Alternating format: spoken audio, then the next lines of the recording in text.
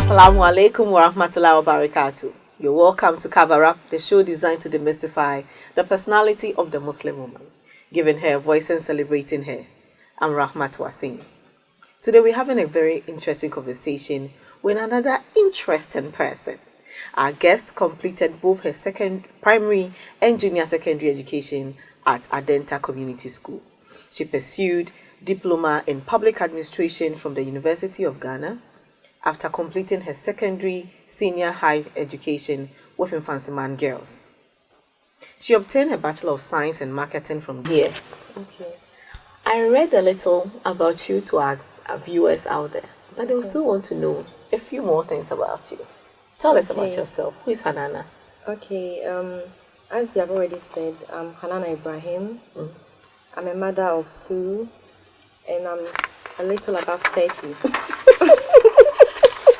Ladies don't tell their age today. Yes, a little above, just a little above 30. It's acceptable. And I'm a wife as well. Okay. I'm an entrepreneur. I have a shop called Habil's Fabrics and Modest Wear.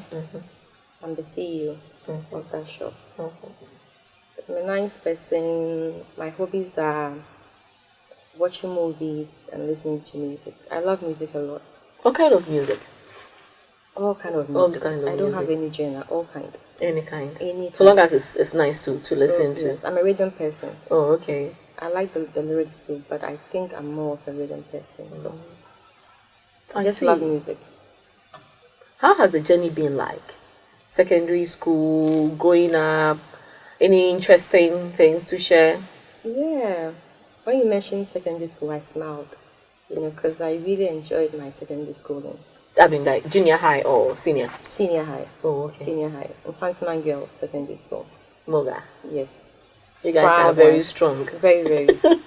And we are glad to have the second lady from Infantiman Girls. Oh. Yeah. Okay, she's an old student. Yes, she is. I see. She is.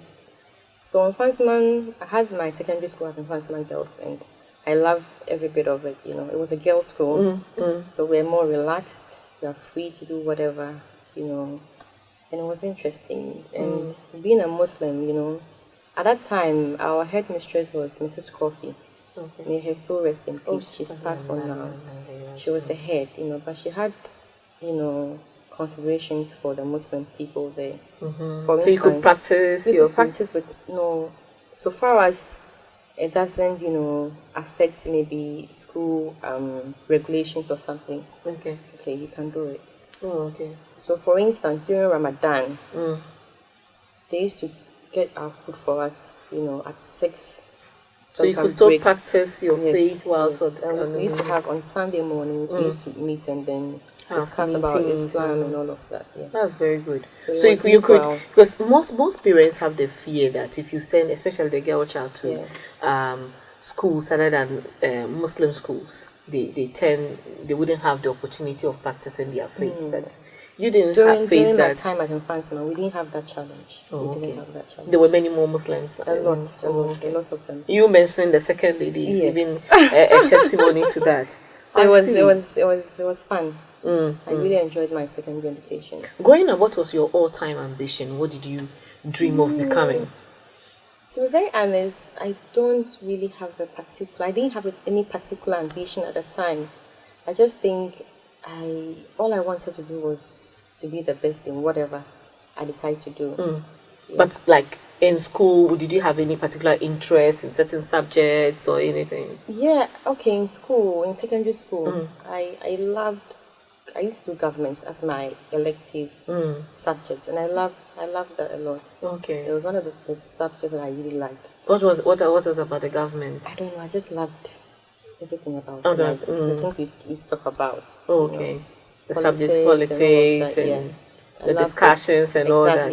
You like arguing with people? Yes, You like talking? I do like talking. You seem like a warm person. You don't talk much. When I get in face, I'm warm, but gradually I pick up. Oh, okay. So how did you get into clothing? Because you started off by doing public administration. Yes. Diploma, then you did marketing. And okay, so with the clothing, I'd say I've been selling for a very long time. Okay. When I was working, I used to work with a private company. So when I was working in school, you were doing sales marketing with the private company. Yes, Oh, yes. okay. I was in charge of marketing. So I think that's where it started. Because I used to, go out and look for prospective customers. So I think that's where I got that, marketing or selling thing from. So I sell. I love to sell. Even when I travel, instead of buying things for myself, I end up buying things to sell. Something to come and sell. push around every fast time and make something my quick. husband is so upset. You go like, you're supposed to buy for yourself. Why are you buying to sell? I think I love it. You're just entrepreneur. Yes, I like it. So I have stuff in my car. I show to my colleagues. I show to my friends. So that's how it started. I just put them in my car and then drive around. anywhere if I see you, I'll just show you. So I have this. It's nice if you like it. Why modest wear? Why did you go into modest clothes? You this could have sold question. anything. Yes, You could have sold diapers. Okay, I love fashion. I love fashion. I can see you're looking very good. Yes, this from Habil's. You're also looking Mine very too good. is from Habil's. So I love fashion. So that's what it started. But as a Muslim woman, you have to dress in a particular way. It has to be in accordance with the teachings of Allah. So that's why I decided to do the modest way. Because for instance, myself, if I go to a shop and I'm looking for something to buy, I don't get what I want. It's difficult.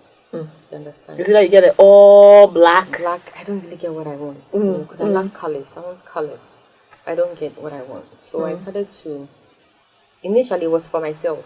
So when I wear it, people will see me and go like, I love this dress. I love what you're wearing. So then I thought, why not?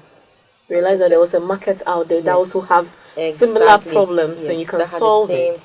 Because that's what entrepreneur is really about, solving the problems in around so you. I identified that need and then, I started to use that. How has it been? Like in terms of your business, the challenges, any challenges? Oh yes, in every industry or in every business, by all means you face challenges. So when I started, of course, at the beginning it was very rough because I was new, and then bear in mind I'm not the only person into this. So trying to position yourself and make yourself visible, it was a bit difficult, and then also getting the right human resource persons that you work with. You know how people are. It's difficult, working with people. So that was one of the biggest challenges I had. I had to keep changing, because they are full of, excuses, So that's one of my biggest challenges. Oh, okay. Yeah. But in terms of the presence, how did you solve that? I mean, come again. Your sales, you say you need to couch a niche for yourself because there are other people in the business. Exactly. How did you, get around that challenge? Okay, for me, I think what helped me is the customer service. Okay. When you walk into my shop or when you walk into Habil's Fabrics, I make sure you're comfortable, you're relaxed, I take you through everything. When you walk in, for instance, and you want to buy a fabric, I'll first of all ask you, what are you using it for? What color are you looking at? What's your budget? What's your budget? Okay, then I can help you. Yeah. Understand? So I think it's the customer service. Yeah. So they always come to you because exactly. you don't just sell, you solve the problems. Exactly. You help them. I try to help you. You just do the sales from the shop or no. There are other things that you do. We have other things. We have delivery services. For instance, you can stay at the comfort of your home and just call us and then we'll deliver it to you. And we also have this surprise packages that we do for couples. Oh, okay. Or spouses. So for instance, if your partner, let's say your wife or your husband is getting it's their birthday or it's a Mother's Day or Father's Day or let's say your wedding anniversary and you want to surprise them with something, you can just call us and then you choose what you want. We'll wrap it nicely for you with a beautiful ribbon and then we'll deliver it. Wow. Very interesting. Very interesting. And we'll deliver it for you. Okay. So that's a very refreshing product. Then, thanks to Allah, just recently we've added a new addition to what we do. Okay. When I started, I have a lot of customers walking in, and they pick a part of fabric, and then they want me to take it to a tailor or a seamstress to sew for them. You know, so I do that a lot. So you've now added. So now I have an in-house tailor at the shop. So when you just walk in, you pick your fabric and then sew it for you. And you get stitched up. Exactly. And you're good to go. You're good to go. Very interesting. We're having a wonderful time with Hananah Ibrahim, CEO Cashin. Hananah, you're a mother of two, a wife, and you still manage the business. How is it like? How do you combine the two? It's very, very challenging. Trust me, very, very. It hasn't been easy at all, you know, juggling the two together. It's very difficult. In fact, the three. The three, yeah. Because the husband, there's a the big kids, baby, a bigger baby. A bigger one.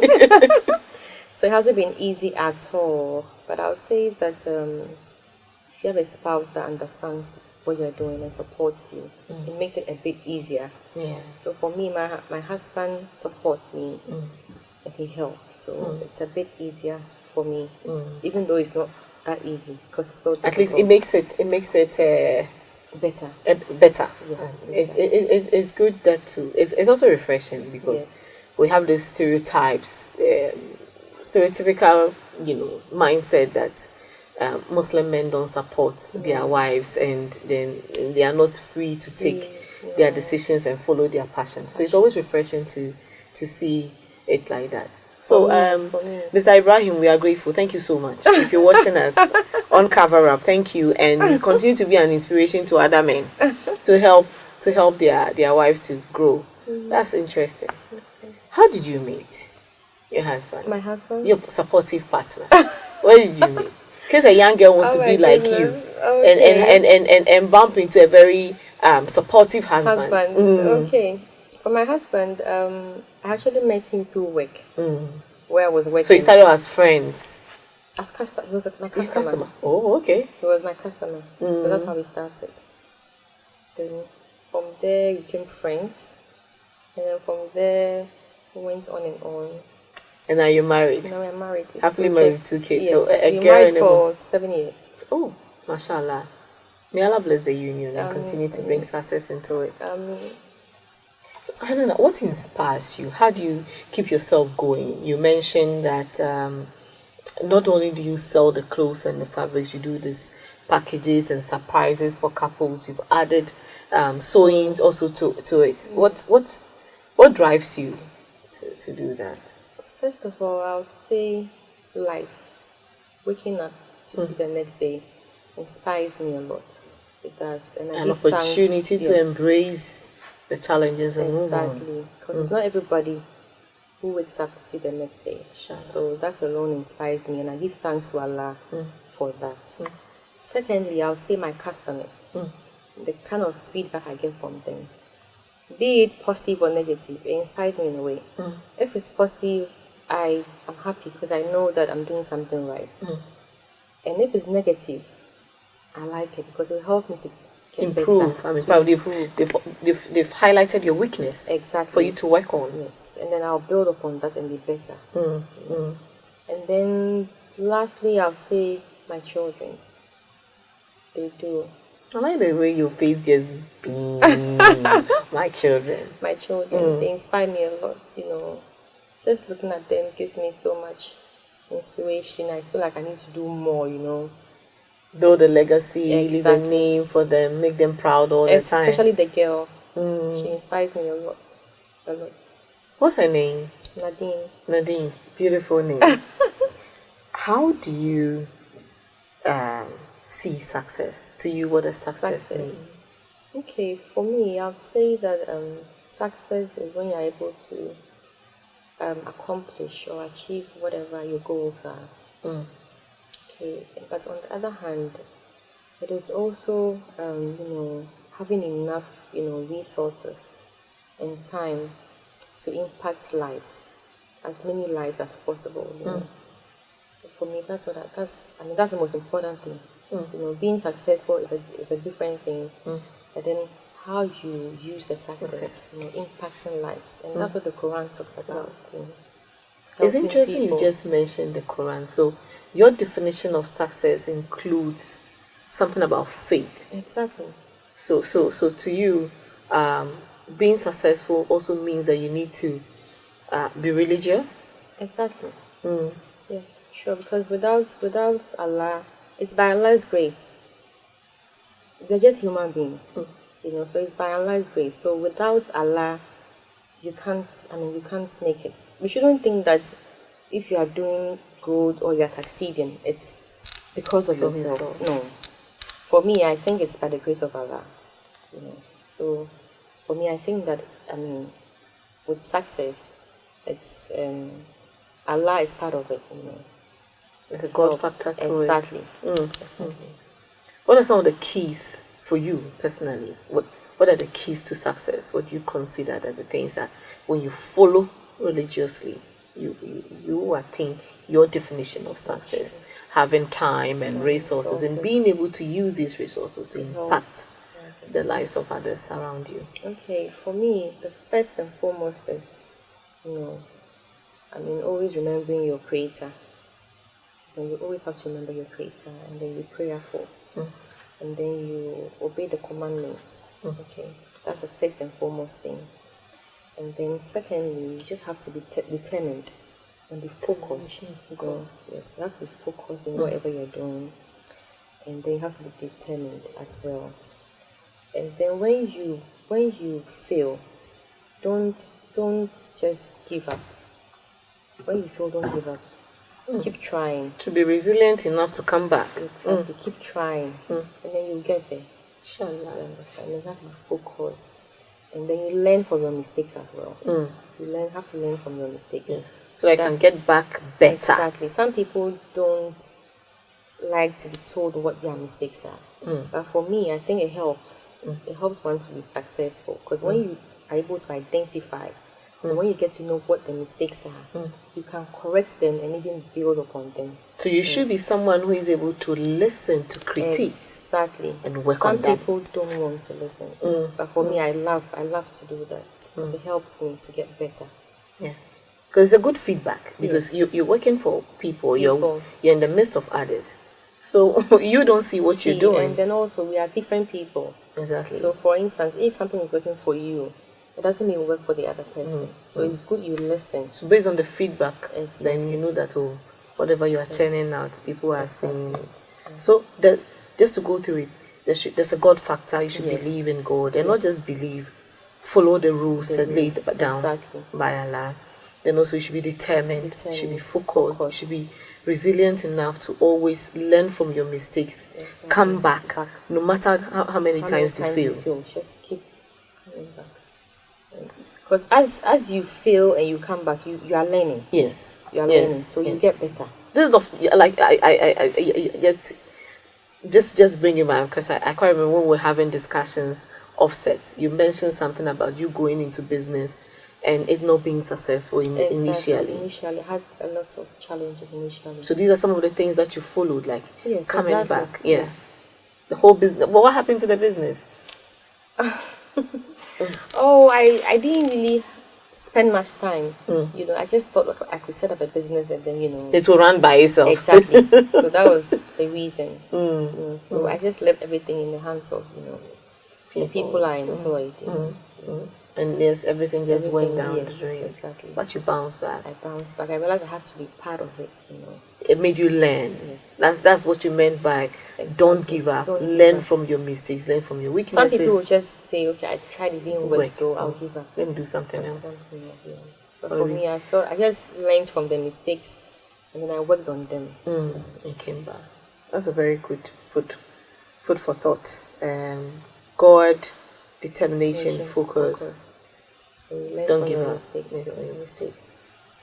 My dear, Hananah, do you have special people that inspires you, people that you look up to in terms of, your life, your business, any role model? Sure, I do. I have a lot of them. I have a lot of them. My grandpa, may his soul rest in peace, Mr. Alhaji bin Sali. Oh, he was my role model. The statesman. Yes, he's still my role model. I admire him so much. so much. I think most people who know him Yes, I also admire him so much. He's a very strong person. He doesn't care about critics, I love him for that. He's one person that I really, really admire a lot.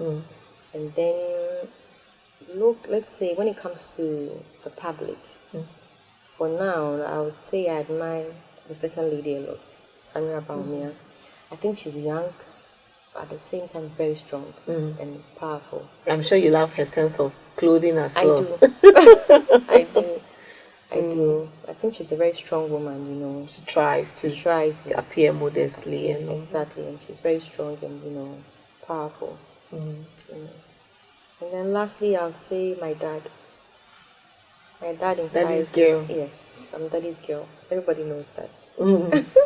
My dad inspires me a lot, because he's been through a lot. But then every time you see him, he's always happy. And that gives me a lot of inspiration. I really like that about him.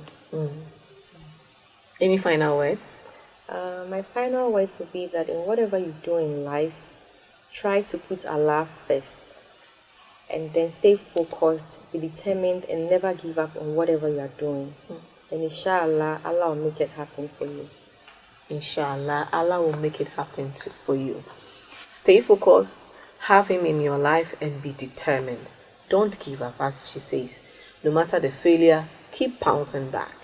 That is how you succeed. Because each time you fail, it's like a light that blinks to let you know that there's something that you need to work on. And after you work on it, you come back as a better person.